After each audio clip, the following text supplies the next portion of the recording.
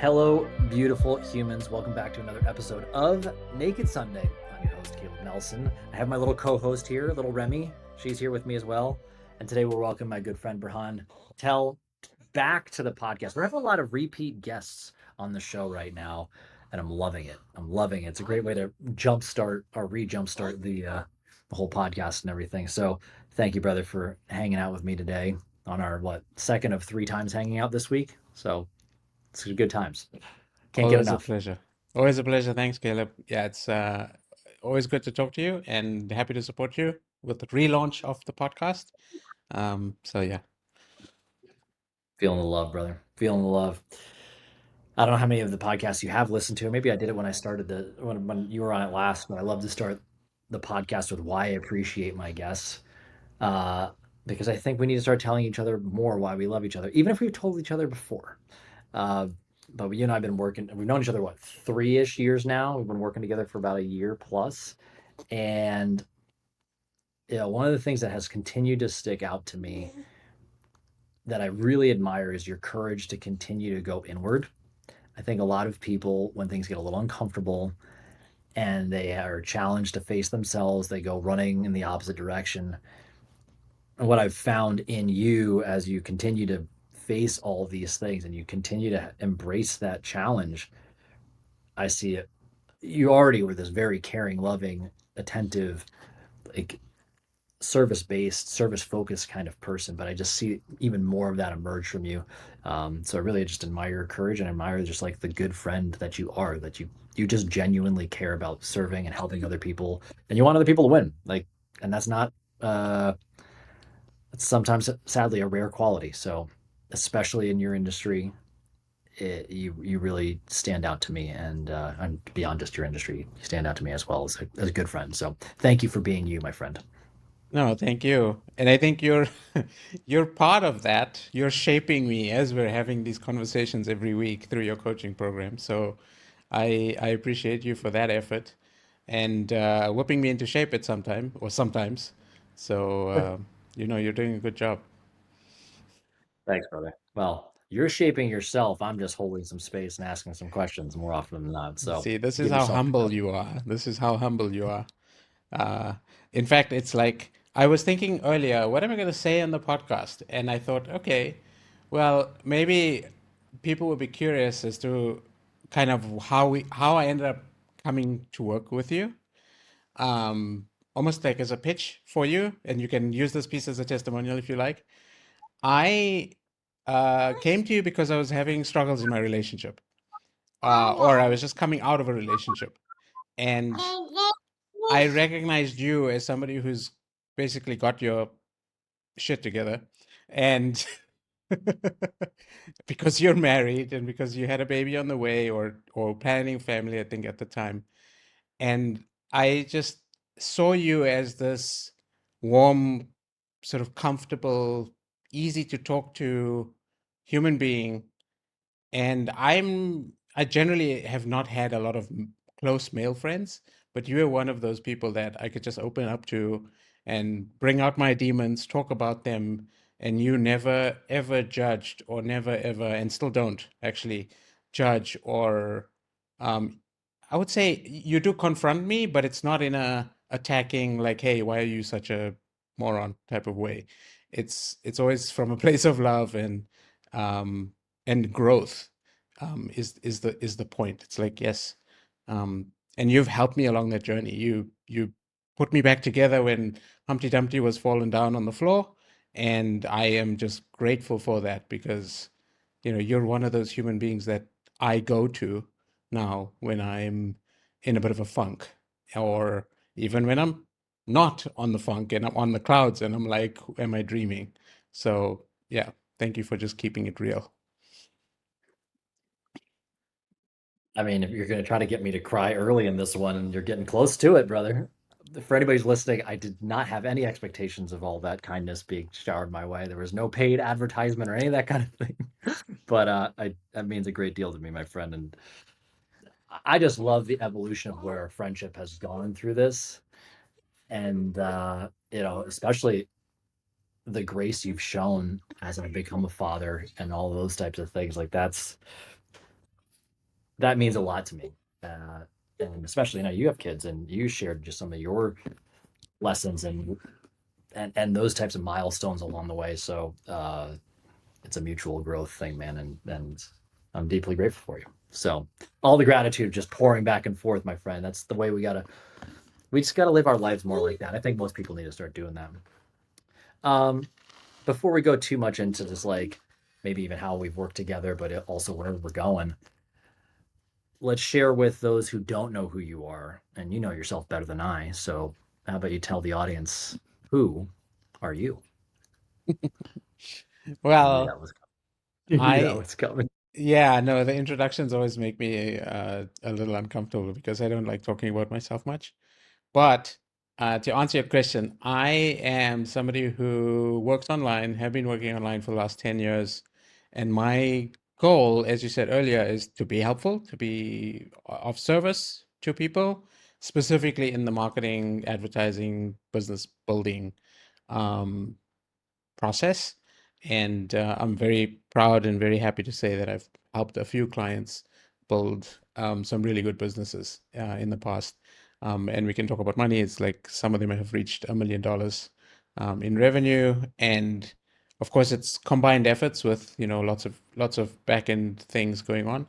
But I can say that I've been a part of a few of those businesses and really proud about that. Um, Prior to that, I've done retail. I worked at KPMG as an auditor, as a manager, corporate life, suit and tie, going into the office, going to see clients, type of world. And I'm currently in Thailand. I'm born in South Africa, but skipped South Africa 10 plus years ago to live here now. And yeah, I'm on the path of just enjoying my life more and more with each day that passes. I mean, added to the courage thing, I don't think enough people appreciate like, hey, you up and move to another country and live there and reside there, and people are already scared enough. I include myself in that, like going to a country where I don't know the language. The idea of that is kind of terrifying to me. Um, and like that's just visiting, maybe go for a vacation. The idea of moving altogether and saying this is how I'm gonna like live my life, make a living, function, survive. I mean, maybe we've even talked about it on the first time, but like that, I mean, what has that done for you just in terms of like life, let alone business, your ability to just exist in the world? Mm. I many years ago, I think as I've sort of dug into personal development and try to figure my own stuff out, long before you and I met, I had heard somewhere, and I can't remember who said it, but they were talking about how your environment shapes who you are, shapes your attitude, and shapes just the world that you create for yourself. And I took that literally because I had said to myself when I heard that, well, South Africa, now I'm putting my country down, but South Africa as a whole was not serving me in the way that I wanted to show up for you guys or for the clients that I wanted to serve.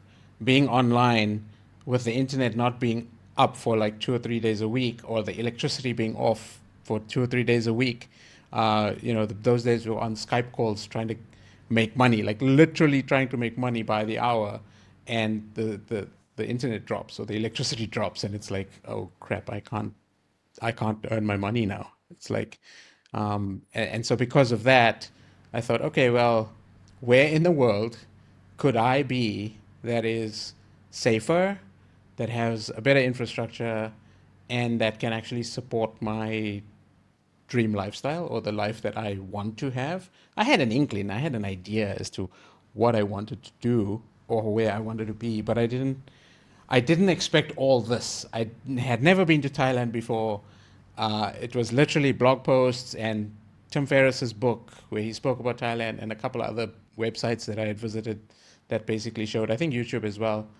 And I was like, yep, that seems like the right place. And if that's not the right place, I'll just go find another one. And so I showed up here, and in fact, the Thai people have served me more than I have served them.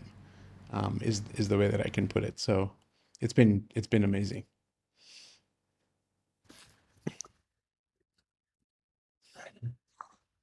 I mean, I gotta imagine just your confidence moving to another country though.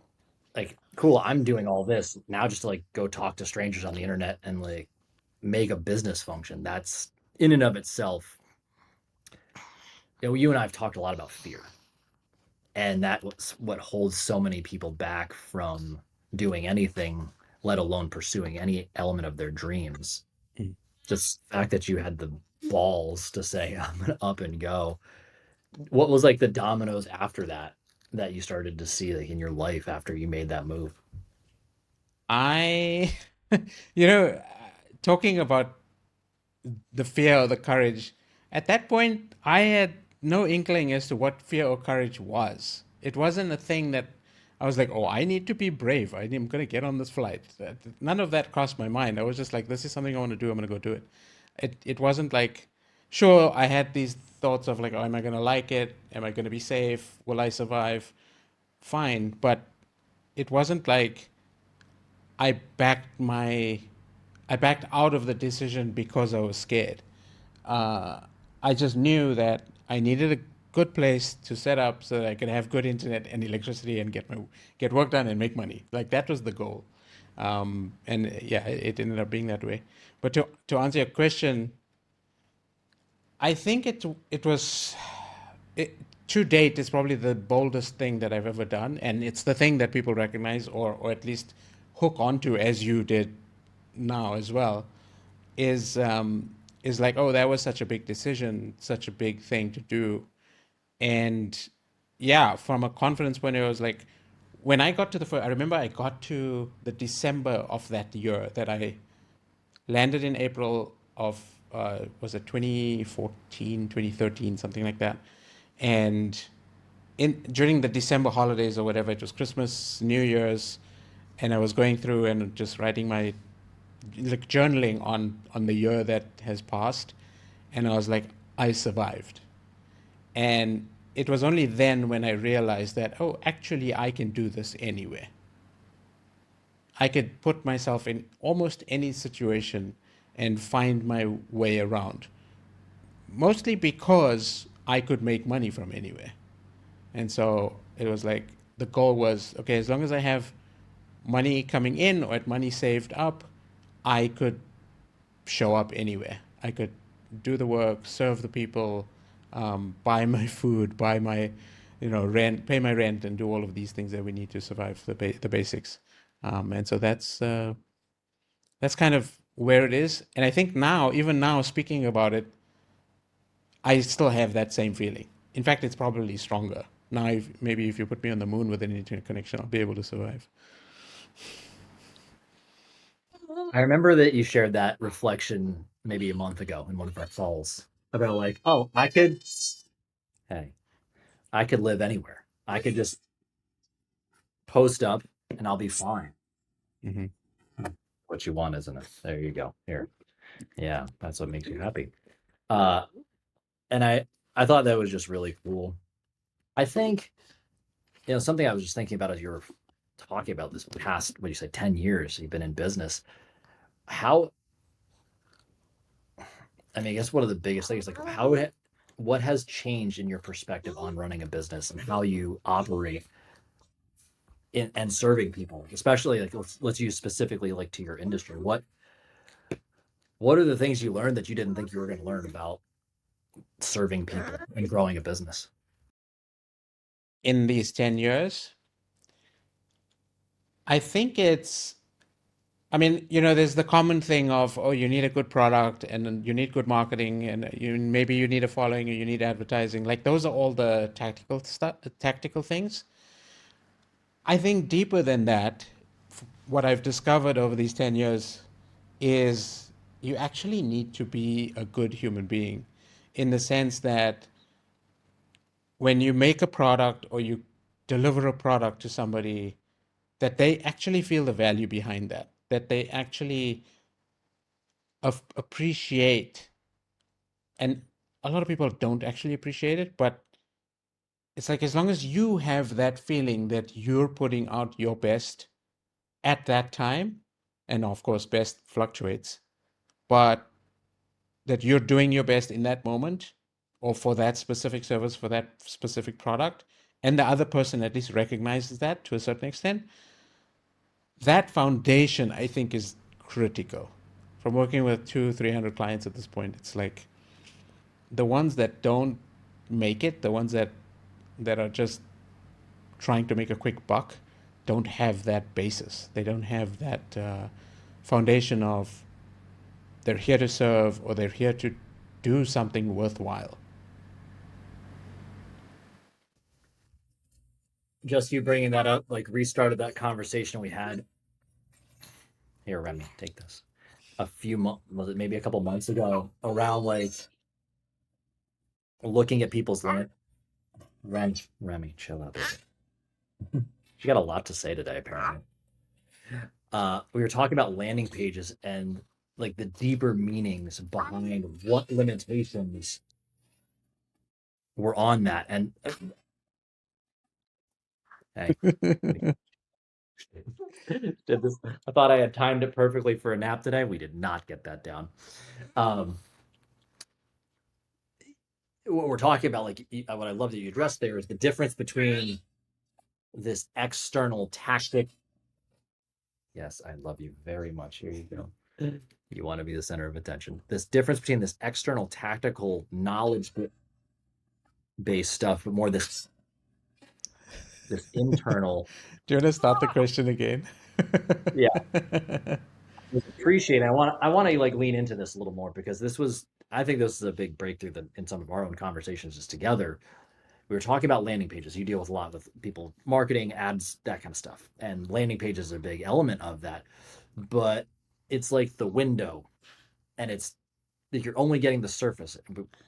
The blocks that we were seeing in people's landing pages were evidence of an internal problem. So what you were highlighting there, I thought was really powerful. Most people think it's all this knowledge tactics game, but this internal personal development side is really where the real magic happens, and this like to truly be of service and those types of things. That's what really helps propel people. um I'd love to get some more of your reflections on that because that's been one of my favorite conversations of recent with the two of us, and I think not enough people think about how these signs and symptoms are showing up in their business.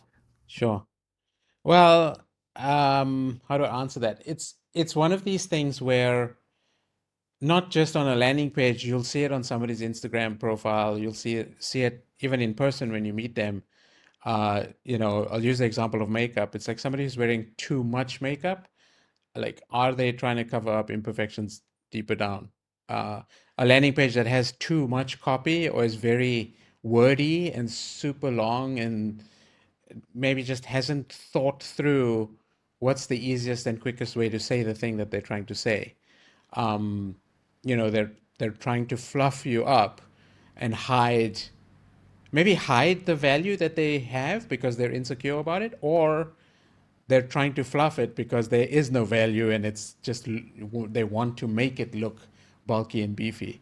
And yeah, sometimes you have to buy the products to realize what's going on, or meet the person, go on a few dates, and then you know that, oh wait, you wake up and the makeup's gone and it's like, what? Um, that's just the reality. That's those time old stories. That'll come up anytime. And this is not a new problem. This is not a problem that human beings have not faced before. We have. It's just showing up in a different way now online. Yeah, I think it's becoming even more obvious. And I really think we're moving into a space now where authenticity is, it's always been at a premium, but it's definitely at an all-time high now because to truly stick out through the noise, everything people can get information out quickly, theoretically. We've talked a lot about ChatGPT and AI and all those things coming into the forefront. So like that's not a distinguishing factor. People can prompt it pretty simply and get content if they want that. Yep. They can have an amalgamation of different ideas that without putting much time and effort and thought into it. There's no lived experience behind that. Right. Uh, and the authenticity is through, I mean, you can't fake moving to another country. You can't fake operating in another country, not knowing the language really well, and still making money and surviving and doing all the other things with that. You can't fake the ups and downs and the roller coasters of business that are going to happen. The months where bills are tight, the months where you're gotta like scramble to make ends meet, the stress that it puts on family, friends, what have you. You can't fake that. So for the people that emerge from those things, there's a different, that might say the same thing, but it's different Sure. because they know that it's coming from a place of just like honestly understand this, and I feel more stable and grounded in myself in sharing this information. They can even, yeah, you tell them. You can apply the context as well and help somebody else. Remy, chill, baby. Um, yes, I love you very much too. Thank you, everybody, for bearing with Daddy Mode today. You look like you were going to say something in there when I was ranting. No, no, you weren't ranting at all. I was going to say, this thing about authenticity is subjective because for my personal experience, there's levels of authenticity that we have because there's any interaction you have, close friends you're going to be a little bit more open with, people you've just met, in random places or even at a meetup or whatever, you're going to have a different level of depth with them. And so the reason I connect that with authenticity is because you are always, or we are always trying to show our best. It's what I said earlier, is like you need to put your best foot forward. And on some days, your best foot is not that great. Like you were just not feeling great, woman on their period or life happening or whatever the case may be, baby, daddy mode, like all of these things happen and we're different. And so I think it's authenticity over a period of time. It's like we do have the ability to show up for people at multiple times or on multiple occasions. And unfortunately, today we live in a world where it's all this popcorn type content, all of this popcorn type, oh, I don't have time for stuff. I don't have time to read through this landing page or this book or watch this 2 hour video or this course to actually learn the skill that I'm trying to learn. And it's unfortunate because if people were a little bit more kind, a little bit more forgiving of each other, uh, we would probably be a better society in general.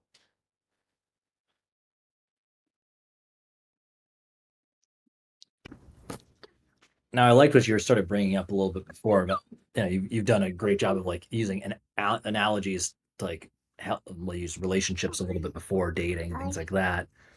But also you and I have talked a lot about fitness as well. And like, I don't think enough people take a more holistic look also at their business, on Mm. them being leader and the at the forefront. And you talked about this, like it's about being a good person. Well, how do you go about being a good person? I love to hear like how you have not only like you started to realize that, like what was the turning point where like, okay, this is something I need to go explore this more. I know you were into personal development already, but like was there like a turning point in the business or maybe a sticking point? And then how did you go about shifting that in your personal life, like health, relationships, things like that? Hmm. I think it comes down to a very simple philosophy, which I've learned, which is just do the thing that you said you were going to do. Because if we make a promise to somebody, whether it's in business or whether it's going for a movie or for your kids or whoever it is that you've made a commitment, one is, okay, try not to like just get out of it, right? Like you made a promise, unless there's some circumstantial thing that's happening, try to keep your word. And then the fact that you are trying your best to keep your word, or at least you do keep your word, you keep yourself honest. And so then you're not lying to yourself, you're not cheating on yourself, you're not hiding from yourself. It's like you signed up for the gym membership, so go to the gym. Right? You said you're going to eat healthy, so don't order the pizza. Um, you said you were not going to cheat, so don't. Like, it's not that difficult to stop doing certain things or start doing things when you know that it's only you in the mirror, your naked self, looking back at you saying, well, who are you really? You said you're going to do the thing, but you didn't do the thing. So are you actually authentic to yourself? Because we all have these dreams, we all have these wants, we all have these visions of the future. And so, you live an honest life, and invariably those things will come to pass, because then all you need to do is just set big enough goals. When you set the goal, you're like, yeah, I'm going to go get that thing. Like, okay, well, let's try to keep the word. Let's go after it. That's what's kept me, I would say, on the straight and narrow for most of the time. Without, like, what does Steve Jobs say? It's like, without bumping into the walls too much. We're gonna have to bump into the walls. Yeah. With that in mind, like bumping into the walls wise, what's been like a recurring theme that's been most challenging for you? I find that happens often, but like what's the thing that always seems to come up that seems to be the sticking point where you'll hit a plateau, maybe it's in a moment of growth, and before you kind of lift off into the next thing, what is that thing and how have you gone about what's the word? Reinforcing your life or reinforcing your systems so that you can like move through those things knowing that it's something that's consistently a challenge for you. It's funny because this is connected to the conversation we had yesterday. Um, I think it's one one thing that's worked well for me, at least for the last few years, is having somebody to talk to, right? So, like, you and I get on these calls, or sometimes we have these impromptu calls where it's like, hey, I just need to talk through some stuff. And those have been very helpful to keep me on that path, or at least as a reminder of where I'm going, and of course the acknowledgement of where I am right now. The other thing is, I think the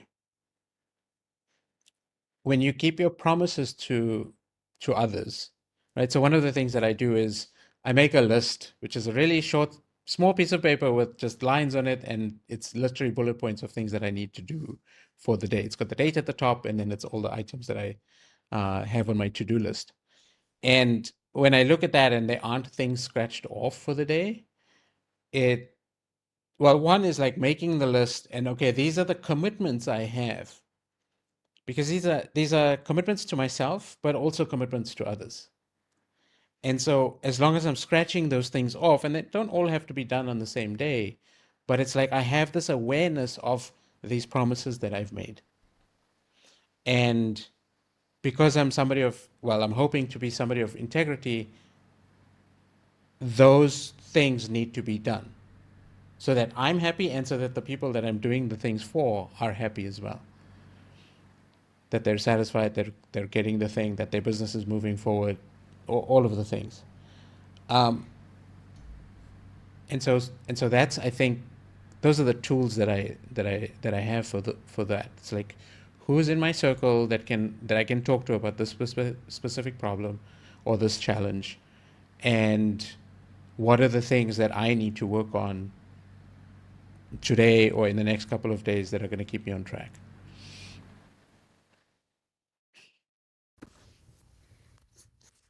What have you seen in other businesses that seems to be the common problem with them is that you end up always being the one like they come to you, hey, I want to grow my business. I need more ads, I need more visibility, something like that. When you actually start talking to them, is there things in your own experiences that are like, oh, it's always the same thing with these people too? Is there something that always comes up for them? I would say that I haven't really noticed a common thread, except for a lot of people struggle with the details. And it's one of those things that I think that I'm gifted with, is that I am not only able to see the details, like see the fine print, see the little mistakes or the little things that need to work, but I also recognize that those little things are actually the stepping stones, the little pebbles that we need to use to be able to take the steps forward. And a lot of people find those little details excruciatingly frustrating, because for somebody who's a big picture thinker or an entrepreneur or a CEO, they just are focused on the end result. It's like, yeah, I'm looking at the horizon. I want to get to the horizon, but they don't actually want to look at what's right in front of them and the thing that they need to do today. And that is those are very difficult conversations to have, where you're actually calling out the person on, like, and bringing them back to reality of like, wait, we need to be in the now. We need to build the foundations. We need to tie the back end things, there's gaps in the process. And I'll give you an example. There was a client that I was working with who is an e-commerce store, and fancy promises, 4-day delivery, really nice product, fairly expensive in the beauty space, beauty and skin space. And I was like, okay, I want to try your product. And so I didn't ask the client for a delivery. I didn't ask her for free product. I went on the website in my own time, paid with my own money to get the stuff shipped to me. And 6 weeks later, it hadn't arrived. And I just said, like, hey guys, like, if we're trying to build this business and it's taking 6 weeks for this delivery to arrive when we promise 4 days or 5 days, this is something that needs to be fixed. It's something we need to work on. And doesn't fall under my wheelhouse as far as like shipping or delivery or fulfillment or any of that stuff goes. But because I'm somebody who I want to promote people's businesses where the products are, like I said earlier, of good value and that are actually making good in the world, part of that making good in the world is fulfilling that promise of how long it takes to get delivered. Apart from, like, I don't know what the product feels like yet. So I can't tell you what the quality of the product. I'm not naming the client, but um, when I brought that up, they were like, had a whole bunch of excuses and a whole bunch of like, oh, yeah, no shipping issues, like, okay, obviously, but this is something we need. These are the details. These are the things that affect the growth of a business, and they need to be looked at. They need to be addressed. But to me, it continues to like resonate more. Like this is like a external example of it, where somebody thinks that it's a front end problem, but it's actually a back end problem. And if you don't fix the leaky bucket, you still have a leaky bucket. Doesn't matter how much water you pour in there, it's bleeding out. And I think obviously you and I've had a lot of these conversations. It's like the external problems you think you have in your life, the inability to lose the weight, the relational problems, marriage and whatnot, and then business growth problems. Those are the surface level. They're the symptoms of the problem, Mm. but the actual problem is deeper. It's internal. It's a root thing, and they start to express themselves in this way. So just even you're on a ironically like a kind of a surface level example, it shows the surface problem is not the surface problem. There's something deeper, and if they go deeper Right. into why didn't you handle the details? Do you not feel as confident? Like what's the other things that are going on there? Were you always as open about getting help and having like your circle of trust this way, or were you trying to like lone wolf it for a long time? Oh no. No. I was a lone wolf for a long, long time.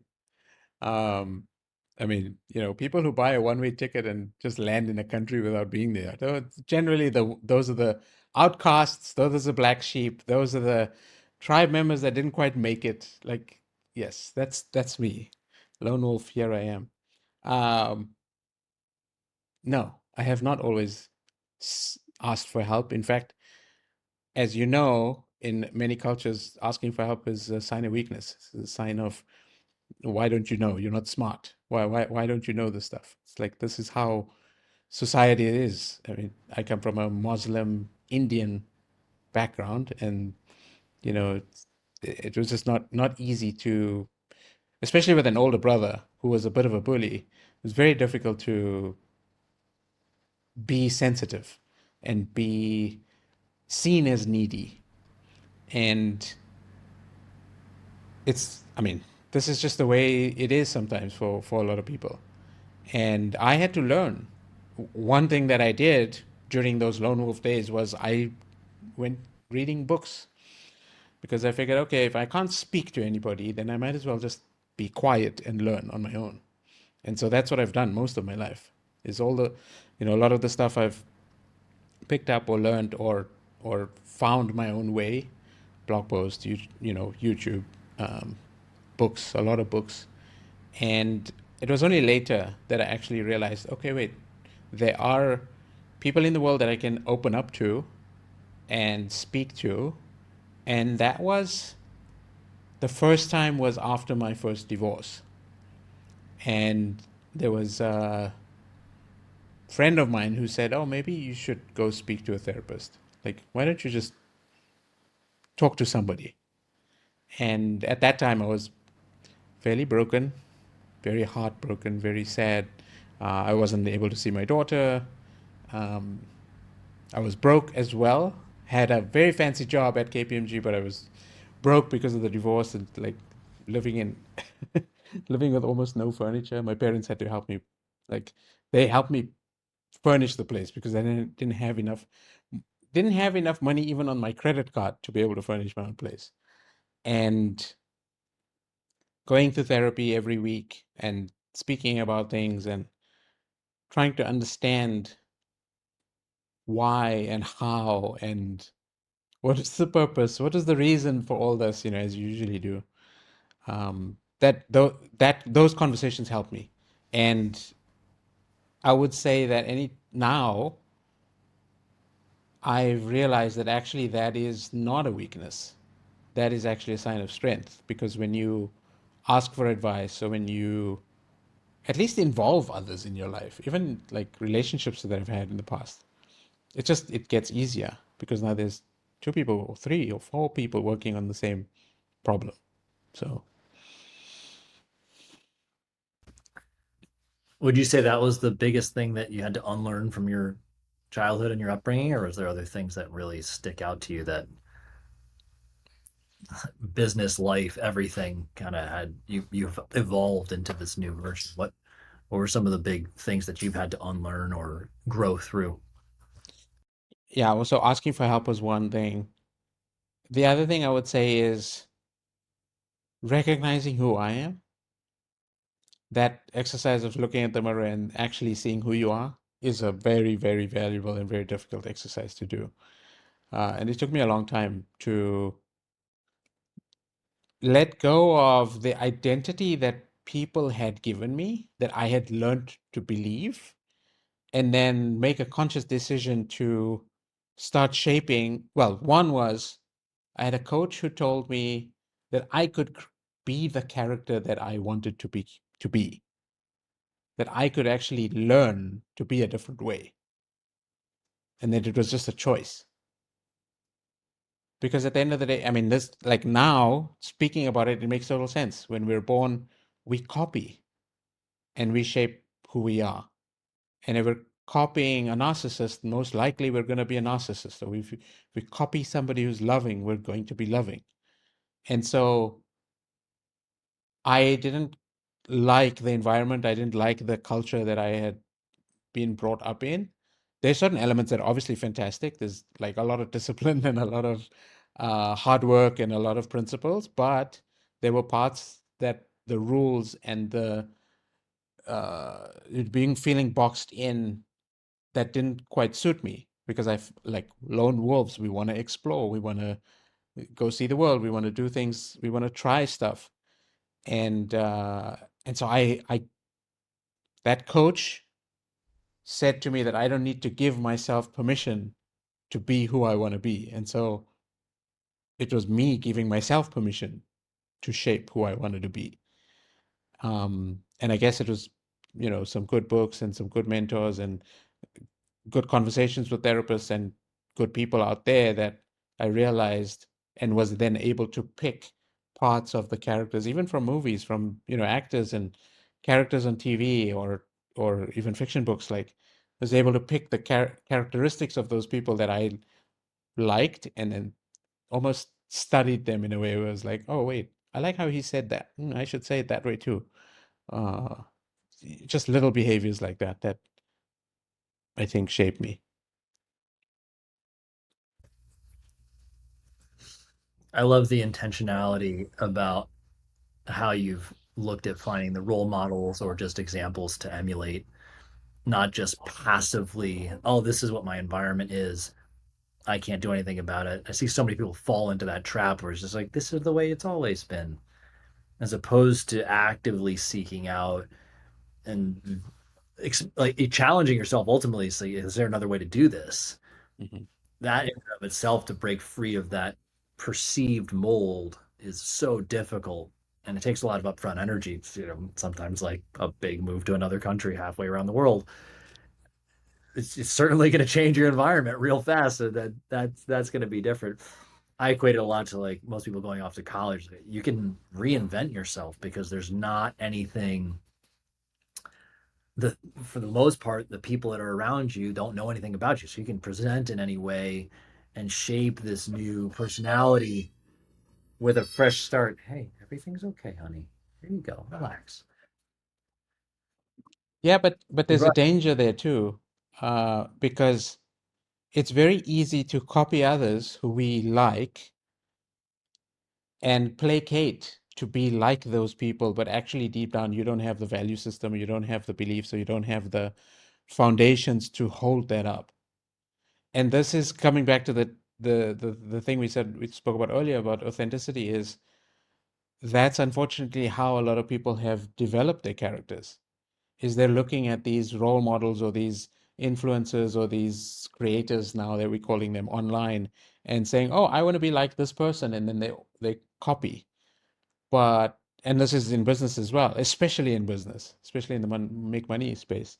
It's like everyone wants to be like Alex Hormozy or Russell Brunson or any of these type of characters who are vocal and who are open about how they're doing things, and that's dangerous because if you're not intentional about how you want to serve people in the world, how you want to build your business, how you want to treat your partners, how you want to treat your kids, how you want to treat yourself, but you're just copying others, you're gonna fall apart at some point. Burnout's gonna hit you, or some you know accident or uh, something's gonna happen where you're gonna be forced. And obviously, I don't wish this on anybody, but life has a way of correcting. And I mean, I'm speaking from experience where there's been moments where not that I've done anything vastly wrong or hurt anybody in a specific way or even any deep way, but it's just like some decisions or some things that you would try, it's like, oh, let me go speak to that person, and it doesn't work out, or the person rejects you. It's like, okay, well, maybe it was my approach, or maybe it was something that didn't quite work, which is what most people would think, but actually it's something internal. It's something that we need to recognize that, well, actually, we're not for everybody. And if you're trying to please everybody, you're trying to, or at least I've realized that I'm not everybody's cup of tea. And that's okay. I don't even drink tea.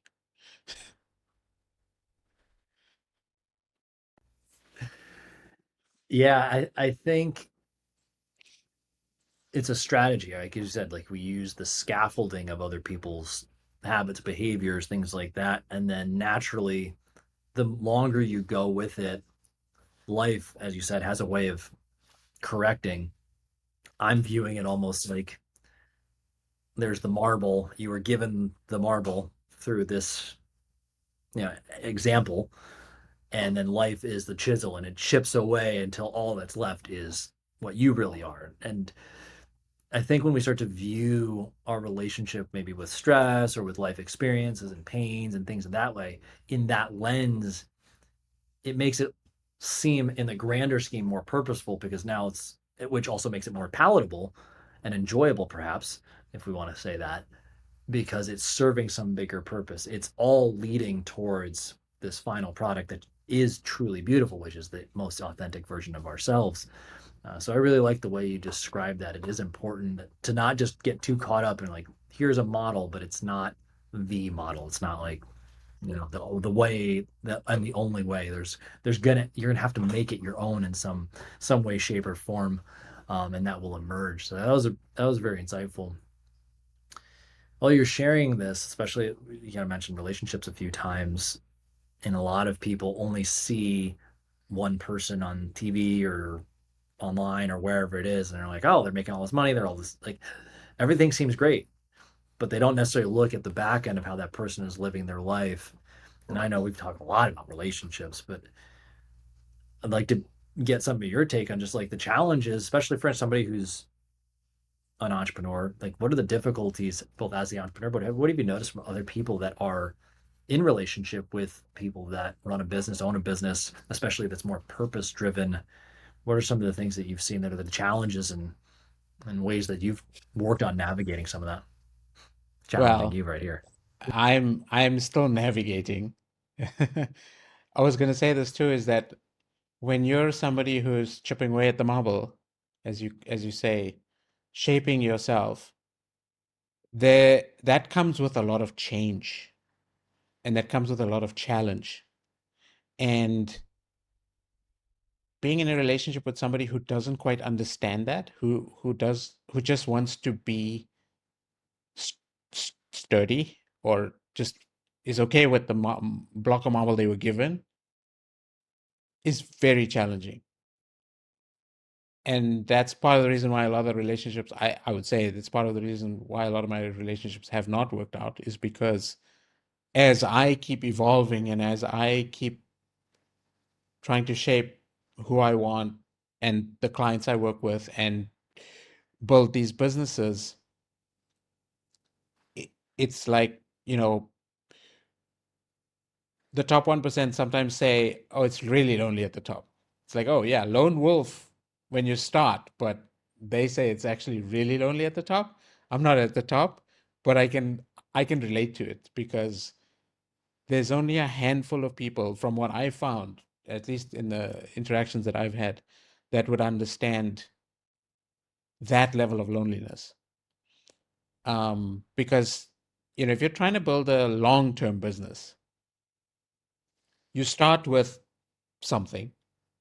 And as you start selling and as you start speaking to people about the thing that you're doing, you have to adapt and you have to change and you have to chip away and you have to add things, you have to remove things. More likely, you remove things rather than add things. And as that business shapes, people are going to be employed. People are going to leave the workplace. You're going to hire more people. You're going to fire some people. You yourself are going to change offers. You're going to adapt and shift with the market and shift with the times. And as a human being, that's how we need to be as well as entrepreneurs. And because of this kind of jelly mold type of thing that's kind of happening all the time, it's really difficult for others to latch onto that or to find stability in that. And I think what you and I have been working on, at least specifically for me, is despite having all of those sometimes rough seas and sometimes calm seas, is how do you create that anchor? How do you create that environment which is stable, which has this serenity and this peace and this comfort, this safety that the opposite sex would look for? And not to say that I haven't had it, but it's like when people are focused on just the surface level stuff and they see all the changes at the top and they don't go deeper to actually understand that actually this human being deep down is the same person. Yes, we wear different clothes every day, but that doesn't mean that our heart is beating any differently.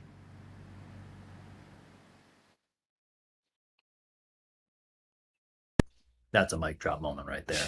That was well, and I can attest to just witnessing you over the past what year and a half. So like you're so much more grounded internally. Like I love. Yes, I'll give you more. Thanks. Speaking of not grounded internally, uh, what I've continued to witness is that I love this the calm seas or rocky seas analogy you were talking about. There's that your internal environment is more stable. We always have fluctuations. We all have stuff, but I think that's ultimately what we're always looking for in environments is like where is the steady state. And if you're going to lead a business, you have to be steady internally while the world is going crazy. Find and love that how you said that with about the heart, like finding that in another that maybe their version of calm seas and not calm seas is different on the outside, but internally the two of you line up. Where I'm going with this is that this very grounded version of you has been so much more clear and open and honest and upfront, as you talked about authenticity earlier.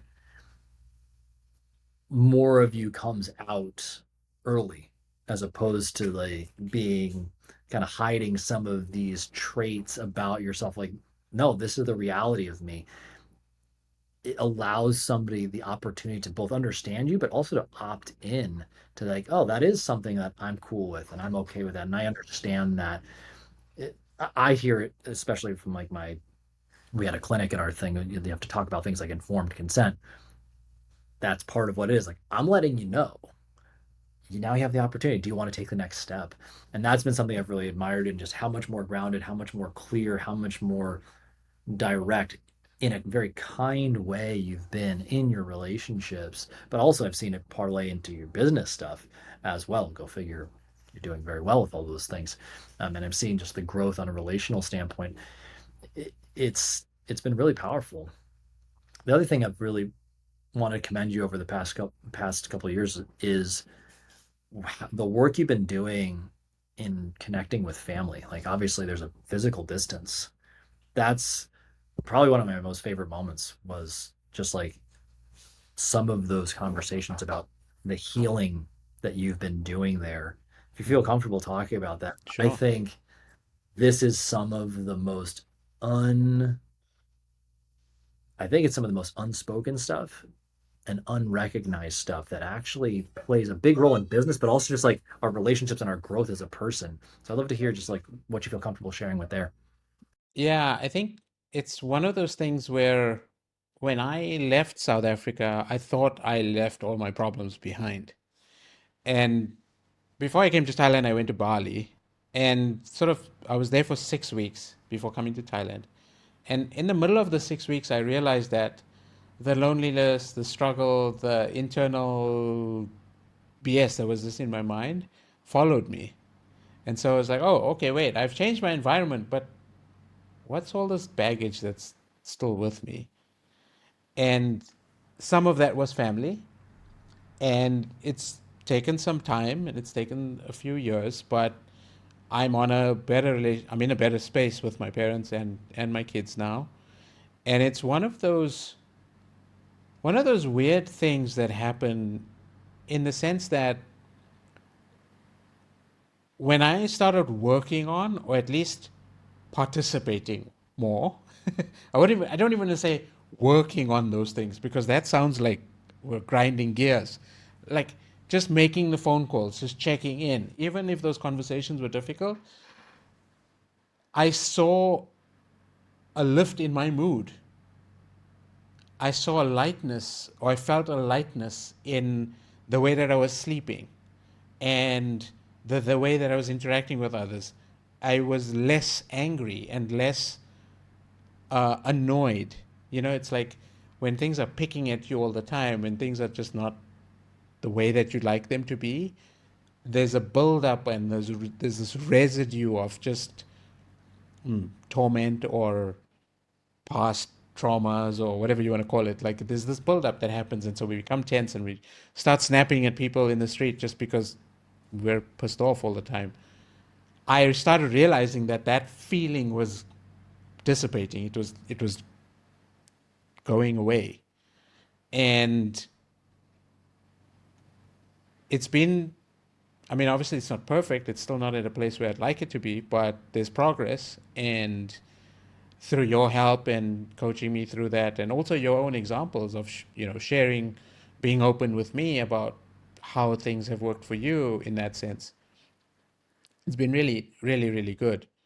Um, and the reason I say that, that tension left my body and or is on its way out is that what I realize is when there's less stress and there's less tension and there's less anxiety or whatever you want to call it around those people or just thinking about those people that have affected you in your life, you show up for people. You're able to deliver on your promises better. You're able to communicate better. You're able to sell better. You're able to make content better. You're able to just have a clear mind to be the person that you actually are supposed to be. Because who wants to be a pissed off person driving down the street every day? It's like, why is that a choice? Why would anybody ever choose that? Like, I'd choose to be happier. And okay, sometimes there's a path that we have to take, and sometimes there's work that needs to be done, or conversations that need to happen. But on the other side of all that work is this blissful, happy version. And I wish that I had known that before. But, you know, that's life. So, Yeah, like I said, that was one of the most. I still remember the letter. That's what I'm referencing in my head mm, right now. Like, there's such powerful moments to me to witness because I don't think they're really. What are they? What's the word I'm looking searching for? It's so like submersive and so wound into us in ways that's almost like very difficult to even see, but we just feel it heavy on the body. yeah, And you said it right there. Like who wants to be around that grumpy, sad, downer person who's just carrying around all this baggage all the time? The answer is nobody.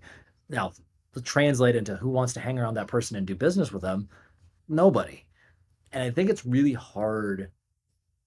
What I think it sometimes like that's that stuff. Aside from like, oh, well, I feel better. Like, yeah, everybody wants to feel better, but when people are so caught up in the hustle and bustle of surviving, and I got to make more money, I got to do this, I got to like it's gotta get through their day to slow down and then address some of these deeper things, which takes effort, it takes energy, and takes focus. It I think people cast it aside like that's a nice to have kind of thing, as opposed to not realizing if you resolve that, all boats rise. right. And it probably is something that's a massive block in the way you are. We'll use business for right now. It's like you're not growing your business because you're down in the dumps all the time. Your energy sucks. And when you're going on sales calls, you're operating from this negative space internally. And you just feel heavy and you feel pressured. Anybody who's ever felt pressured and like pushed by a salesperson always like ugh, that icky Right. that yeah, that is the icky sounds that we make, right? That kind of thing where it's like investing in understanding this, whether it's with a coach or not, or a therapist or whomever, taking the time, investing your own time and energy into that, aside from the intrinsic value of like, wow, I feel better about myself and have a better relationship with myself.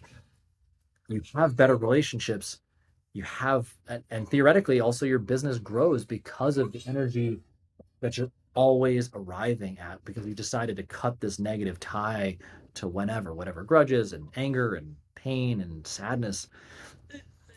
It's one of the most powerful and profound things I witnessed you doing this past year. And I wanted to bring it up because like I really commend you for it. I think that's one of the hardest things to do because it deals a lot with forgiveness and acceptance. And we've talked a lot about that, but I just don't think it gets enough. I don't think it gets enough praise. I don't think it ever can because it's such a difficult yet massively liberating thing on so many fronts that it's Yeah. hard to even quantify. How could you put a number on that? How could you put a tangible result on all of it? I don't Right. think it's possible. So I was just Well, so impressed by it. Yeah. yeah, well, I mean, if you want to connect the dots in this conversation, it's like, yeah, you're trying to build a business, and even if you're in your career and you're just not progressing in your job, like these things are affected. And the interesting thing too is, you made a statement earlier where you said, "Oh, you can just continue in that way," and people are just it just people are like that continuously. It does actually manifest in a certain way. Like people get sick, you know, there's cancers that show up, there's diseases that show up. There's just there is a mind body connection that at this point countless people have spoken about. Louise Hay, I think, was one of the first people that actually authored and tried to create awareness around this sense of guilt that we're carrying around, the sense of whatever insecurity or you know uh, hurt or lack of forgiveness. All of this stuff has a direct connection on our bodies and also on the people around us. It's like if daddy was not in this calm, sort of chill mode that you're having this conversation with me now, your daughter would not be in a happy space right now. It's like it has the way we feel and the way that we put energy out has a direct impact on everybody around us, at work, at in our relationships, on our kids, on everybody, even online. Like there's this conversation I had with another friend of mine where he was like, "Yeah, in person is not the same as doing Zoom calls or listening to a podcast." It's like, no, it's not the same because it's a different mode. But energy is universal, and as long as we can see each other's faces, we know what's going on. We can see it. We're very intuitive in that way. But coming back to what you said earlier, it's like I think I recognized too early on this mind body connection because, like I said, that first coach, the one who allowed me permission to be myself and to actually make choices, he also taught some meditation exercises and spoke very highly of Louise Hay in terms of the way that our bodies react to certain things. And a simple thing that, if you're listening to this podcast, a simple thing you can do is if you get an email, let's say from your boss or it's something that doesn't make you somebody that doesn't make you feel good, just notice the tension that you have on your shoulders. Like, do you scrunch up? Do you tense? Do you like how does your body feel when you open up or you just see that name in your inbox? Just take 5 seconds and just try to feel your body in terms of internally, not with your hands. Like, how do you feel? And instantly you'll know why. You'll know exactly what whether the person's icky or that person's weird or whatever the case may be. And then I would say the second thing is like, okay, how can you resolve that? How can you speak to that person about the problem that you have or the challenge that you have with them? Or how can you change your attitude towards that person by being kinder? By typing the email back, yes, you have to reply, but release that stress first, release that tension from your body first, and then take a breath and then reply. It would make a huge difference in your life. What I think you're doing such a great job of highlighting here is the difference between reacting and responding. Hmm. And that the ability to just put a gap, a space between how you're going to respond, to become self-aware, to understand how you're really reacting. Maybe you aren't even realizing like 3 conversations earlier that day, you're still carrying some of the BS from that, and you're just a little more wound up and projecting this into this conversation just to bring yourself back to an even keel so you're not just barfing the negative energy from something else or even just responding in a way that's not in alignment with who you are. Yeah, Right. you're going to respond as you said, but responding in an inauthentic, unaltruistic way is not going to serve you. But if you take that moment, take that pause, no different than we maybe in a longer sense of working on things like forgiveness and healing wounds from the past. Yeah, it takes some time between the doing thing, which everybody's really, I want to just do stuff, Right. but it's more the awareness and that gap there to do the other work, which is more stillness and letting go and those kind of things, and bringing yourself back down to the best version of yourself. Like Right. even So let's that so is let's powerful. so let's Go ahead. take that one step further, right? Yes, it is our responsibility to reply, to get back to the person, to acknowledge whatever. So the word responsibility, and this again was credit to the first coach that I had, Dave. He says, or he said, like in the English language, responsibility is two words. It's respond and ability, which is our ability to respond. It's not just a response. We have the choice, we have the ability to choose how we respond. And if that takes an extra second, if that takes an extra 30 minutes, or if that takes an extra day to think through and to calm yourself down, or to go to a spa treatment, or whatever you need to do, to then show up for that person in the way that you've actually thought and contemplated and given the response in an appropriate way, or maybe it's not appropriate, whatever you need to say what you need to say, but you've thought through it and you've actually not been on this what I call popcorn sort of approach, this instant, like, oh, I need to get back to this person right away. And that does two things. Even if you do take the day, you're also setting boundaries, which then people will start understanding that you need a little bit of time to process. You need a little bit of time to give the best response that you can. The time is not important, but it's the gap. It's the gap that you give yourself. Nobody's expecting you to respond quickly. They'll only expect it from you if you're allowing them to. This is another one of those life lessons that I learned. Well, one because of Dave, but also when he mentioned that to me, I sat back and I thought about it. And even in service to people, sometimes the best service that we can be, or the best way that we can be of service, is to make them wait.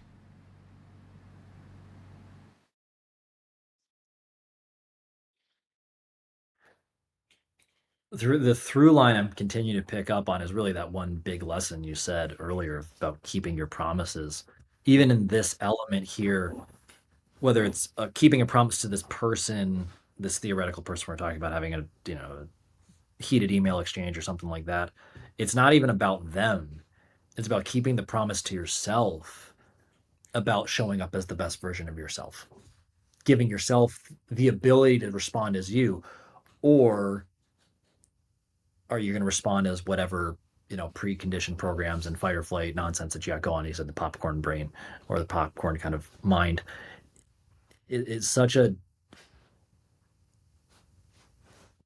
It sounds so simple, but you and I both know Oh, it's with not. It's far from simple. no, it's so hard to do this very simple thing, which essentially seems like be responsible for yourself, take full ownership of yourself. At the end of the day, keeping promises to yourself, only you really know if you kept the promises to yourself, which I think is a profound statement in and of itself. Nobody Mm. else is going to know. You'll know. And I think, Yeah, but then also we let ourselves off the hook so many times. We lower our standards. I know I've done that plenty of times. Why? Why do we do that? yeah, I think we do, but I think the best version of ourselves is always watching. Yes. And I think ultimately we know it gets to a point where you can't unsee it, where your standard changes enough and I use like health as an example. Yeah, okay, don't choke on that. I use health as an example. It's like there comes a moment where you feel so gross in your clothes, like, I'm going to go work out now. Or, wow, I was gassed just walking up one flight of stairs and I feel terrible. Oh, I have to do this. And when you're really honest with yourself, I'm a little out of shape. Like, no, you haven't done anything in a year. Oh, well, that's why you feel the way you do. That's why physical fitness tends to be one of the most powerful tools in developing the commitment to self, because nobody's going to make you eat the salad. Nobody's going to make you do the exercises. Sure, you can hire a trainer, but like you still got to show up and do the thing. Hmm. You still have to go curl the weights and lift the barbell and navigate that amongst the rest of your life. Yeah. Yes. Thank you for being the cutest thing ever. I do love you. Um, that's okay. You can join the conversation. There you go. Yes. Okay. You wanted to see Uncle B again. Yes. There you go. Yeah, Um, I want to touch on that a little bit too. Is yeah. Jump right. what I've noticed in myself is the times when I've let my body go, not intentionally. I don't believe that anybody intentionally lets their body go. It's just we stop doing the things that we should be doing or could be doing. I've noticed that my mental health has deteriorated to a point of maybe seeking therapy again or, falling into old habits versus when I'm at the gym actively trying to not even grow my body, like not even do more, but just the ability to put my shoes on and my shorts on and my shirt on and just show up and be like, oh, there's all these empty machines. I might as well just sit on one of them or do something. I'm here now. Just that act alone has brought me out of that slump, has changed my mindset, has helped me get back on track again. And I think the reason is because exercise, or at least that singular goal of trying to improve our bodies one step at a time, because it is a slow process, because it's not day to day changes, it's sometimes month to month or 6 months to maybe year long processes that, where you see the differences. I think that that is the thing that helps us actually create that foundation, create that focus, create that calm and that stability. Or at least that's worked for me. And that's why it's now, I wouldn't even say it's an addictive thing. I think it's just something that I love to do because I don't go to the gym for my body. I mean, I do, but I go to the gym more for my mind than for how I look. The how I look is actually just a byproduct of the fact that I'm working my mind. I love that. And so many people that are successful echo similar things about the body. Hey, relax. Here you go. You can play with this. There you go. Now you're happy. Good girl. Obviously, you've had a very extreme example of this in the past, what, 6 to 8 months, where you broke your leg. I think Yes. this is worth sharing. Like, we had a pretty interesting talk about that again yesterday, a little bit. Was like you kind of got yourself into this interesting, seemingly lonely place, little desolate. Like, maybe I'll let you share the story of this Sure. because I think this season of life has shown, like in a microcosm, a lot of the growth and just a lot of the things that maybe we didn't think was there, from things like connection and loneliness and all Yeah. that stuff. Take us through this season, like what you've learned through. Oh yeah. I've got goosebumps just thinking about it.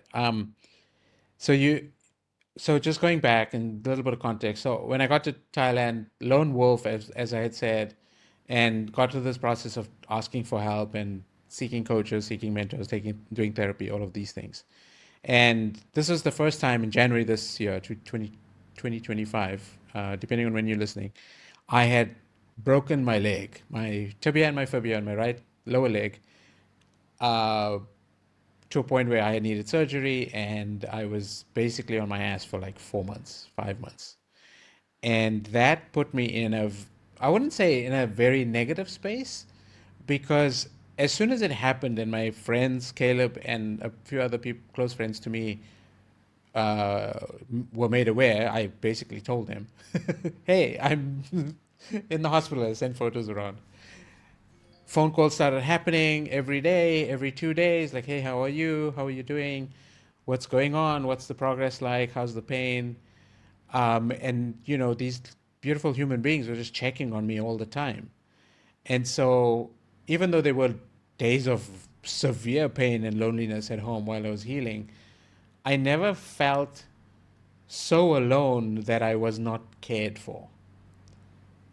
And I am so glad that I put time and energy into all of these relationships in the past, because you guys all came through and my friends came through when I needed it, when I needed you. Actually, really, really needed you. Not that I was desperate, but because you guys were there, I'd never got to that point of desperation.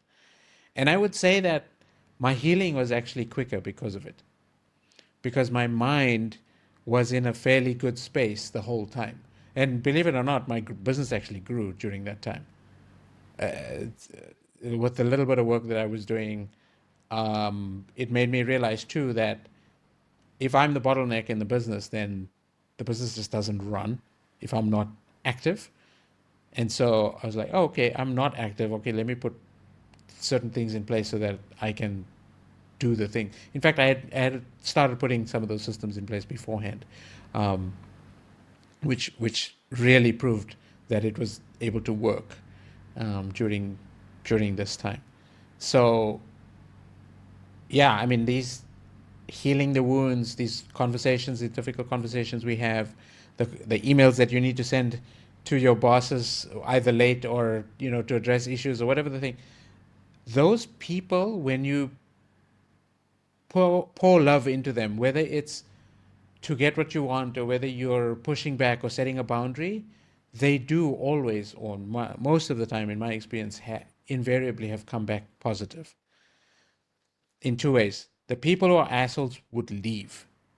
They will just not interact with you anymore. And so that automatically frees up space, because now you don't have to deal with the idiot sending you the email in the future.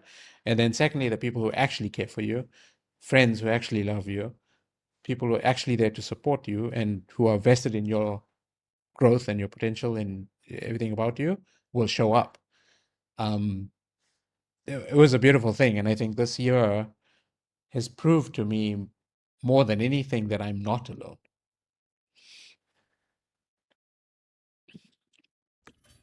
Two big things stuck out in what you just shared. Number one was it's inevitable that we're going to hit down times in life. You're going to need people. As much as we might think we are lone wolf, we're going to need people. So it's a good idea to start investing in people and growing and building meaningful relationships, because you don't know when you're going to need them, but you're going to need them. Yep. And I agree in that it probably improved the healing process because there was less things in the way, in that you had to also do to be able to do the things you need to do, whether it was therapy or heal, whatever things, sleep, that kind of stuff. So I really commend that. And one of the other things that really stuck out to me during just obviously being alongside you was, and I think this is a really hard part for people who are used to being lone wolf, and it's often when we've left and rejected. Like I'm somebody who, I'm speaking from personal experience here, and I still struggle to this day. Is that you had a really profound exercise in receiving kindness from people. Mm-hmm. You opened yourself up to that, and that was really powerful for me to witness. I think you were surprised by how much kindness that there was, and what you said, like, I realized I'm really not alone. There was more that was even available to you than you even were aware of before you opened yourself up to it. And what some would see, like, oh, this sucks, like, oh, I broke my leg, I can't do anything. Instead, you kind of became the magnet. Yet I didn't see you having to go around chasing everybody. You, because of all this internal work, being more grounded, being more stable, Right. being a better steward of kindness and love and energy, because you know how to keep it in flow. That one to me was like, wow, like he's really embodying this now. And it was also nice to know, like, you were letting other people come and take care of you and help you. Obviously, I could hold some space, but I'm across the world, that kind of stuff. It was those two things together, just, well, it spoke to, wow, he's done all this work. I'm so happy he's able to go through this challenging season with more grace, more ease. Oh, while it seems like he wouldn't be growing, he actually did grow. Like your business grew. Insane. Well, It's just things I'll wouldn't give be anticipated. yeah, I'll give you a practical example to latch onto. Um, so it comes down to this, obviously doing the work in the past and healing relationships and healing myself and all of that stuff led me to me laying in the hospital where I had broken my leg on a training exercise with these adventure motorbikes. And it was the second day. So I had known these people at the training academy for 2 days. And they basically, took me to the hospital. They made sure that I was okay. They stayed with me, spoke to the surgeon, made sure that I was, getting the help that I needed. They made sure that I had a room with a view when I eventually like paid the hospital and got booked in and checked in for the surgery. Um, and through all of that, my attitude was just, my leg's broken. Okay, I'm here now. But there's people here, like there's specialists, there's the surgeon, there's the anesthetist, there's all these people that are around me that are vested in taking not only care of me but putting me back together. They've trained for their lives to do this for others. And I just allowed those skills, I allowed those people to love on me in that way, in the way that they would do for any other human being. And then on top of that, I learned through just, I guess, being a nice person or just being friendly with people that anytime you ask a stranger their name or you just ask them a little bit about themselves, they will smile, they'll light up, and they will share their world with you if you ask. And so what I used to do was, every shift changed, the nurses would change and the faces would change, but I would ask for their name, even though I was high on morphine for like 3 days. I would try to make sure that I was, ask their name, comment on how they were wearing their bun, or they're wearing a nice watch, or they had like give some compliment, or say something nice smile, or, oh, you look so happy today, what happened? Or, just simple gestures like that to show that you care, which I genuinely did. I was like, I'm genuinely interested in people. And they would just pour all that love back into me and then some. It was a wonderful thing to witness, because even though I was in what people would say a smelly hospital bed, it felt like home for those 4 or 5 days that I was there. Because there was never a moment that I was short of anything. I was never hungry. I was never in so much pain that I couldn't ask for help, or that I was, you know, I was never in a situation that, and I mean, obviously, you're in a hospital. They're not gonna allow that to happen. But the reason I'm sharing this is because the day that I was discharged, the nurses that were on shift that were working at that time came to the door and waved me goodbye. They were actually happy that I was healed enough that I could now go home. And almost to a sense that they were going to miss me, or that they genuinely enjoyed me just being around. That's how I try to show up for people all the time. And despite the fact that it was the first time I broke a bone in my body, I was in the most amount of pain. I mean, like, I can't even explain how much pain I was in at certain times of the night. But it was still, I'm speaking about the experience in a positive kind of like, oh my goodness, this was like so good that it happened to me, that I was able to experience all this. Um, so yeah, I don't know. I guess the takeaway from all of that is your attitude, the attitude that you present to the world. If you're pissed off all the time, it's like, go deal with the things that are pissing you off. And when you deal with those things, then you become like a more pleasant human being to be around, and the world will respond to you anywhere in the world. That's a clip right there. That's gonna be in the promo clips right there. That like, and not only that. just how I think what you made so abundantly clear there is it doesn't take massive things. Simply being curious about people and asking them about their day and smiling them at them and acknowledging them when you have no idea if they've just been like shit on their entire day. And if you're the first kind smile and make them feel a little better and like up level their mood a little bit, It's yeah, the details, you're man. It's the it's the it details. is the but I think it's also the intention of like, are you being silly? Yeah, I love you too. You're very silly.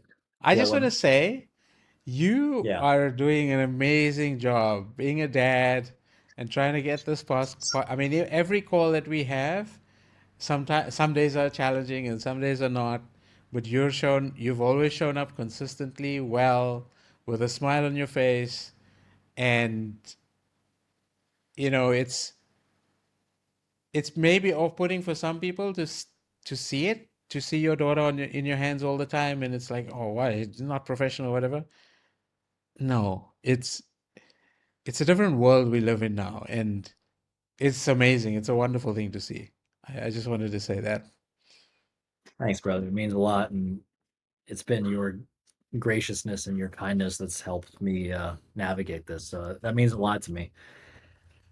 Plus, I hope it makes me a little more authentic. Like, hey, everybody, I get it. I'm going through it. It's being a parent, be it running a business. It's not easy, and it's. I think maybe you can echo some of these same things. Like, there was a long time I tried to just be super buttoned up and try to be like have to be like fit into this mold and perfect. And I felt real stuffy and it felt real whatever. And I was like, not only did I not give myself permission to breathe, but what I've realized is that in being so super buttoned up, it also didn't give other people permission to breathe.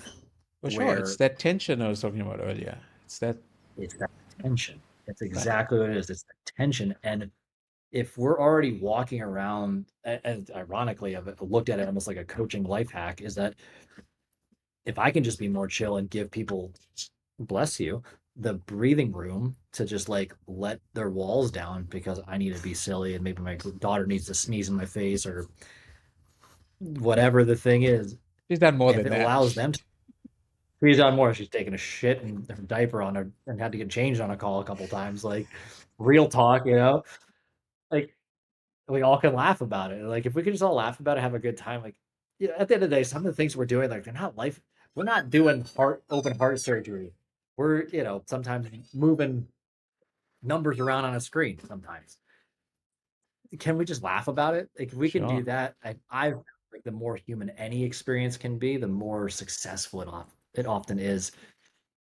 Not always in the way we think what it was going to be, but sometimes even better if we allow it to be that. So coming from you, that means a lot. I really appreciate that. sure. Uh, one thing I'd like to touch on, I have three fun questions before we get there, you and I, we just recently started working on this thing and we're looking to bring it to life where we're going with some stuff. This Growth Pros. This has been your brainchild. You've been really leading this. And I really liked how you took charge on that last call. And I loved the dynamic we got going. Take me a little bit behind the inspiration behind this and where we're going with it and how people might be able to get involved. Sure. So Growth Pros is a vision of mine that I've had for many, many years. And I think part of the reason is well, first I'll say why I'm creating it with Caleb and another buddy of mine, Junaid. The reason I'm putting it together is because I think people, especially because we're working online, there's a lot of loneliness out there in terms of building businesses, and there's not a lot of people to speak to. Sure, you could reach out to a coach, and it's kind of tricky to find a coach or somebody to help you in that way. Sure, you can do a Google search, you can ask ChatGPT, fine. But that's, one-on-one is great. But what I found is when you're working among a small group, it kind of helps to accelerate that process a little bit more because you get to see other ideas, you get to share other ideas, as long as the members of the group are open and honest and have a good sense of integrity, which I hope to bring these people together. It's like this concept of, instead of just growing alone, we can grow together. And this is again, I guess, testament to what we were talking about earlier is, well, I realized in my business that I don't need to do everything on my own. I have a team of people now that are working on a bunch of things, and that's fine. On the back end, like the things are working. As I mentioned earlier, I was in the hospital and things were still ticking over and actually growing. And so that's some of what I'm putting this group together for, is to actually show how I've done that. And then also we help each other because, you know, we're not superhumans. Each one of us individually are not superhumans. But if we can enlist others, almost like in a mastermind type of fashion, I think it would work better. It's an idea, and the reason why I say that I have been working on it a long time. I'm a human being just like everybody else. It's like procrastination, life in the way, survival mode, you know, navigating relationships. Um, all of these things have happened in the past. But more than anything, I think I hadn't quite felt like I had the testimonials, or I didn't have the experience to actually, I mean, of course, I could teach from a theoretical point of view. But I think now, 10 years in, with the experience and a few businesses that have taken to $1 million, I think I'm now in a position where I'm confident to be able to stand on stage or be on Zoom calls where I can talk about some of these things that I have worked on. And also, I believe I'm open enough to also learn from the group. And this is the thing. It's like people coming together is not about, oh, you're just listening to the leader. You're not just listening to the creator of the group. No, I think it's got to be a collaborative thing. I think I want it to be a collaborative thing. And so that's the vision. It's like the goal is, let's get 15 to 20 people together. We get together in person as well at some point, and let's grow these businesses and let's help each other with these ideas. Let's help each other serve the world in a way that is far beyond ourselves. I mean, I'm ready to run through a brick wall for you right now. That got me fired up. Well, you already look like Superman, so thank you. No, you're really making me. Okay. I think I'll go one step further. I think your ability to trust others and the acceptance of like you don't have to be the one to do it all. Because inevitably to do that is say I trust others to do their thing, right? Right. And our call the other day when we were talking about it, I'm excited to be part of this project. I like to do more of the internal stuff and like the personal life stuff, like that is mindset. You okay, baby? There we go. I enjoy that part, and we started to also get, and then Junaid is more like systems and structures and things like that. I could already see like the mad scientist in him, like trying to put the thing together, and then I see you as like, let's go help some people like now. Let's go. Like I know all these things, or I know how to take care, start getting some of that stuff going. What I appreciated about that, and where I'm bringing it back to the trust element for you, is that being able to trust other people to be in their element. And as you've been talking about before, like letting the group, like learning from the group, learning from the people that theoretically you're teaching how to grow their business. There's a book called Multipliers, and I've talked to my wife about this book a few times. Great, great leaders allow the genius to like rise out, where a diminisher is essentially putting their thumb on people. Like, I have to be the smartest. I have to know everything. I have to essentially control everything.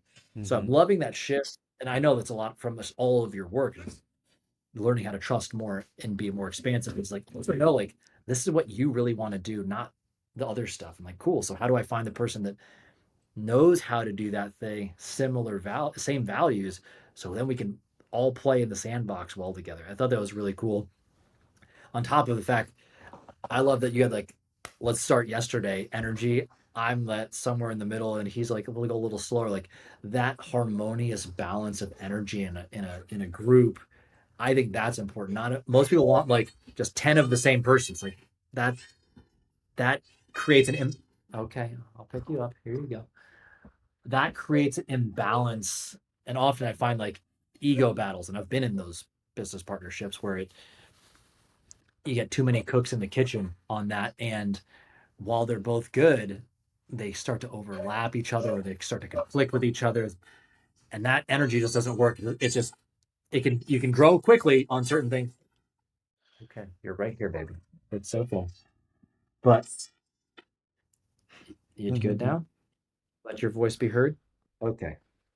Um, that's one of the biggest things that I'm most excited about. And obviously, it sounds like it's ready. Like the idea has been there, but having the patience for the right elements to be in place, I think that's a real testament. So anyway, long and short of it, like, yeah, let's grow some business for that, especially that last, like, how can we serve the world in a way that's bigger than ourselves? That really is inspiring. That's why I'm excited to be part of the project. So Yeah, yeah, the way that I see business is when I if I can interact with somebody, and let's say it's a gym membership, or let's use a yeah, let's say it's a business owner, who somebody who owns a gym, um, and they're obviously looking for more clients, and they're, doing things in a way that's responsible, that they have integrity. They're not just sending memberships for the sake of memberships. Just an example. Um, it's like if they can grow their business and participate in the group, in sharing their ideas, or sharing the things that they're testing, or even just strategies or tactics that they've worked on. If they can grow to a point where they're serving, let's say, 1,000 members a month, then those 1,000 people are a byproduct of the work that I've done, even if it's just a small percentage. It's like I've had an impact on this one entrepreneur who's now had an impact on 1,000 people. And those 1,000 people are going home to their families and impacting another two or three other people. And so the way that I see business is it's a ripple effect. It's like we have iPhones, and we know that these phones are made up of multiple different pieces. And sure, a lot of it was done by machines, but human beings made those machines. Human beings designed those machines. The software that's in those machines were made. The software that's in the phones made by somebody. Okay, maybe AI is kind of going to take over at some point, but for now, there's people behind all of the things that we have interacted with, or that we buy, or that we use.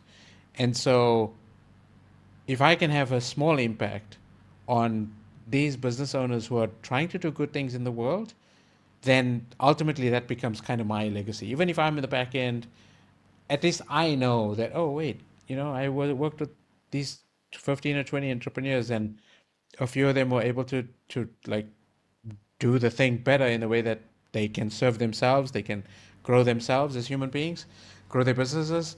That impacts their team, that impacts their family. It's like, it's just a virtuous cycle of, I'll use your word, giving. that is the big theme this month, my friend. I love it. Yes, thank you. I haven't even realized we are already on this for an hour and almost an hour and 40 minutes. This is awesome. Yes, sir. Um, let's do our quick fun questions and then we'll tie this thing up. So, question number one: what sports or creative activities did you participate in when you were younger, and how did you play them? Like, what was your style? Uh-huh. I enjoyed tennis.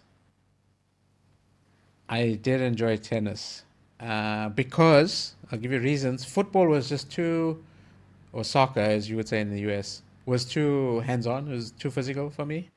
Uh, Despite my demeanor, at that point in my life, I didn't like to be touched. I didn't enjoy that much. Tennis was kind of like, I'm on my end and you're on your end. The only thing that can touch me is the ball. So don't hit the ball in my face. I'm fine. So I enjoyed tennis. I wouldn't say I was good at it, but yeah, I enjoyed it. And the second part of your question was, Like, how did you play? how Like, what did was I your play? style?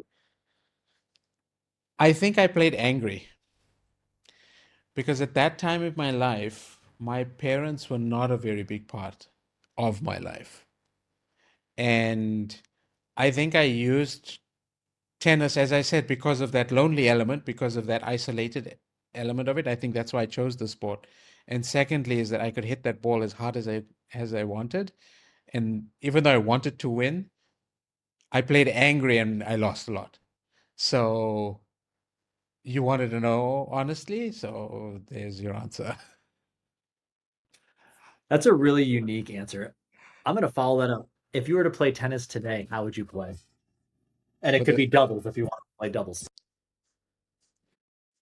Yeah, no, I don't think I'd be angry. I'd be strong, but I would be very forgiving and very gracious, I think. I think I play well if I played now.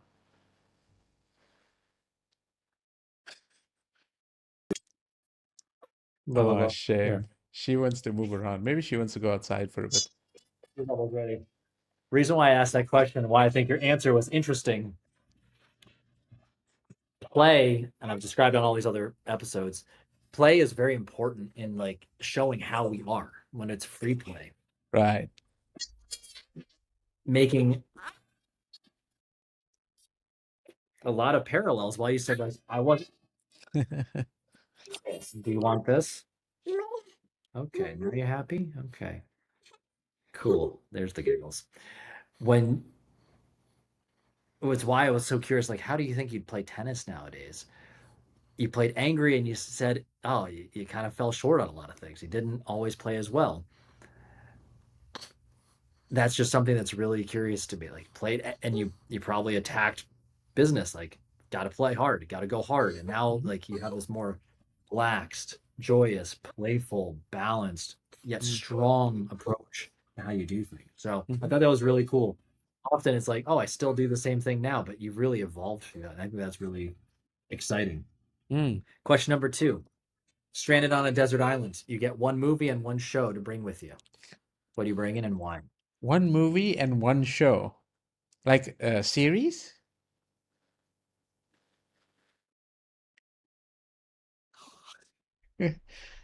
Oh.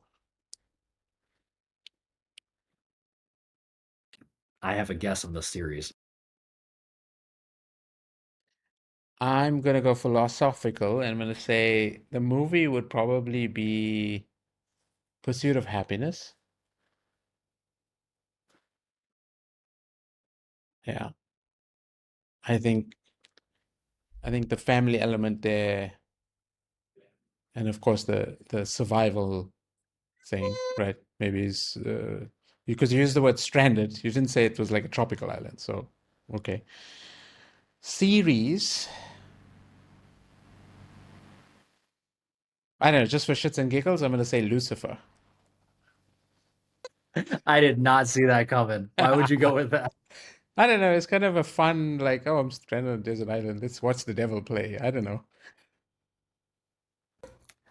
Not for nothing. That show is very powerful if you really watch it all the way through. There's an episode. So I don't know if you know this. I have a friend, honey. Here you go. I have a friend in prison, and we actually had a conversation about this on one of our calls. We talk once or twice a month. Here you go, baby. And the long and short of it is there's this dialogue that Lucifer has with somebody. He's like, here's the thing people don't realize there's no lock on the gates of hell, there's no Right, locks on the doors. People keep themselves, they're locked in their own guilt loop. right. Up to them to forgive themselves. So that's why I think Lucifer's interesting. Yes, Has a whole post about that too. yes. Really It's also very well written. it is very well written. Yeah. I thought you were going to go with Mad Men. That's what Mad I Men. thought you were going to go. You're talking Oh, about Mad no, Men. no, no. That's way too lustful. Well, I would say Lucifer also has. No, but that's a little bit too Lucifer has much debauchery. final question. What is your deathbed meal? Who are you sharing it with and why?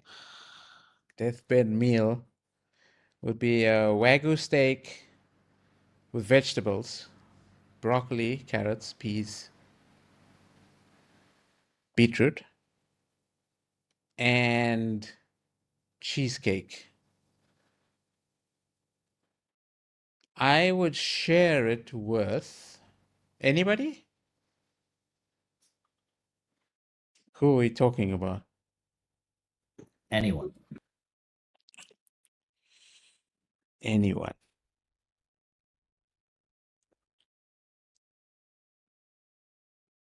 I'm gonna say Nicole Kidman when she was in the movie, at the time when she was in the movie with Tom Cruise in what is that movie?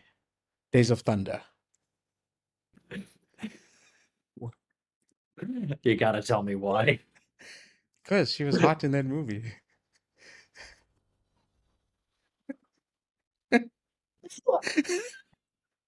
I'm gonna try to make something like sweet and emotional about this one, but the reason why I asked this question, I should say that the show and the movie, I think there's something very powerful about the media we engage with. Like, what messages are we wanting to connect to? Pursuit of happiness is why you share them. Like, it fits. But Days of Thunder, so this whole deathbed meal, you had a very balanced meal. I thought that was very interesting. So that's this pursuit of balance and like harmony in your life, which you've definitely been working on. But I've shared with this the eyes are the windows to the soul, but they're also a mirror. And on your deathbed, who's holding your hand? Well, they're the mirror. And to me, it's the person that has helped bring out the best in you in your life, or is the mirror of the furthest growth of you as a human being throughout your life. In that movie, actually, if I remember it correctly, she's like the person who really challenges Tom Cruise to like rise to himself, right? So that would make Yeah. sense. Oh goodness. Okay. This is like supposed to be a joke, but yeah, I have goosebumps. It's kind of interesting because in that movie, yes, she is the reason that he ends up doing all of the things in the movie, right? But not only that, like they actually got married and had a relationship after. So he literally won her in the movie, but then also won her in real life. Apart from that, 'cause she's taller than him, she's dropped it gorgeous. Even now, even today, she's still gorgeous. And yeah, that's very, very fitting. Congratulations for spotting that because I did not actually see that. That was kind of cool. I didn't anticipate that. And you and I have talked about where I think a relationship's going to emerge from something where it's like a Right. professional engagement and it becomes something more. I mean, for the record, my wife was a client at the first gym I worked at, and like that's how I met her. So like you never know, especially like when you're the creator of an environment that like this is the values we espouse here. The people that are attracted to that are going to somehow align with you. So Yeah, wonderful. I think like coming back to this theme of being naked and seeing yourself in the mirror, it's the people who are behind the scenes that actually get to know you who you are. And in business especially, because it's potentially high stakes, high pressure, you have to show up your best. Your values are going to shine through. You're on time, you're late, you're dressed like a hobo. Like, how do you interact with people, and clients, obviously forward facing, but then also who's in your team and how do you show up to them? Because it's all nice to be like, hey, we're posting beautiful photos on Instagram, but actually the people that are posting behind are miserable and unhappy. It's like, no, that's not how it should be working. So yeah, astute observation. Thank you. Didn't think we were going to go there from a Days of Thunder actress moment. That Hey, was kind of fun. you Cool. asked. I'm giving you everything. I love it.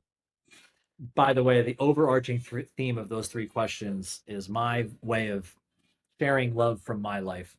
When I was younger, my dad worked a lot, but every 4 to 6 weeks, he would take me out for a boys' night and we would go to a place called Sports Authority, maybe get some sports stuff, talk whatever athletics I was doing at the time. We'd get a bite to eat and we would see a movie. So this is a way of Mm, bringing the love I experienced when I was younger to the future and then sharing it with you. So very that's pretty nice. cool to share. I like that. Beautiful. Brother, if somebody's listening right now and they're like, I need this more of this guy in my life, that's growth. Hey, we're almost done. This growth pros sounds interesting. Or I need just his help to help me grow my business. Yeah, better. I need help growing my business in an ethical way, in a way that allows me to show up as my best, allows me to serve authentically. How is somebody best to get in touch with you? Probably DM on Instagram. Just search for my name, Burhaan Patel. Or if you want to go to my website, bridge8.com. But Instagram is probably the best place to reach me if you really want to have a conversation. But yeah, If y'all are lazy like me and don't want to type that in, don't worry, it's in the show notes. So just go there right now, click it. I promise you, you'll love hanging with him. Final thing before we go. Hey, hold on. Final. sure. Daddy's gonna toss you in there. Here you go. Woo. What are your final words of wisdom you'd like to share with our audience today? Uh, I think the theme, well, I used the word theme before. I think the final words of wisdom that I want to leave with everybody is, happiness is something that we can have anytime we want. We can make a choice to be that way, to act that way. But joy is something that comes from inside, right? We can always show happiness. We always put on a face. But real joy, like the giggles and the laughs that Caleb and I just had now at the end of this episode with the Nicole Kidman thing, that felt so real and so good. It felt I'm actually energized by that because of the joy that I felt just sharing that, but also then you ripping it apart and like making it real. So joy is the thing that I think everybody should strive for. And in my definition of joy is like happiness all the time. So just go get it. Like it's there, it's inside you. It's not actually something you have to go and get. It's something you just have to find, maybe. I love that. There's nothing better we can end our episode on today than be joyful. Are you ready to say bye bye? Friends, go connect with my friend Burhaan here. You'll be happy you did. I've been so grateful to just share this journey with you. Thanks for bearing with some of the crankiness with our baby uh, co-host today. But thank you everybody today, brother. So grateful for you hang with me. Thank you. Everybody, go check it out. Until next time, I remind you to love every body.